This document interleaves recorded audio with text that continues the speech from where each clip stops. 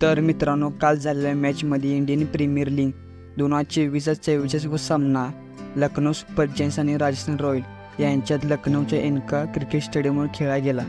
या चुरशीच्या सामन्यात राजस्थानने लखनौचा 7 विकेट राखून पराभव केला आहे।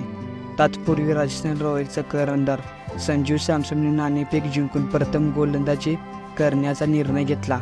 नाणेफेक हारल्यानंतर प्रथम फलंदाजी करण्यासाठी लखनौने राजांसमोर 197 धावांचे लक्ष्य ठेवले। लखनौसाठी सलामीवीर के.एल.राहुलने सर्वाधिक 76 धावांची खेळी केली। राजस्थान रॉयल्सकडून संदीप शर्माने सर्वाधिक 2 विकेट घेतल्या। दुसरीकडे लक्ष्याचा पाठलाग करण्यासाठी आलेल्या राजस्थान 19व्या षटकात विजय मिळवला। राजस्थानसाठी कर्णधार संजू सॅमसनने सर्वाधिक नाबाद 71 धावांचा सामना जिंकणारी खेळी केली। लखनौसाठी मार्कस स्टोइनिस आणि यश ठाकूर यांनी प्रत्येक एक विकेट घेतली। तर मित्रांनो, व्हिडिओ कसा वाटला कमेंट करून नक्की सांगा। चॅनलवर नवीन असाल तर चॅनलला सबस्क्राईब करा। जय हिंद, जय महाराष्ट्र।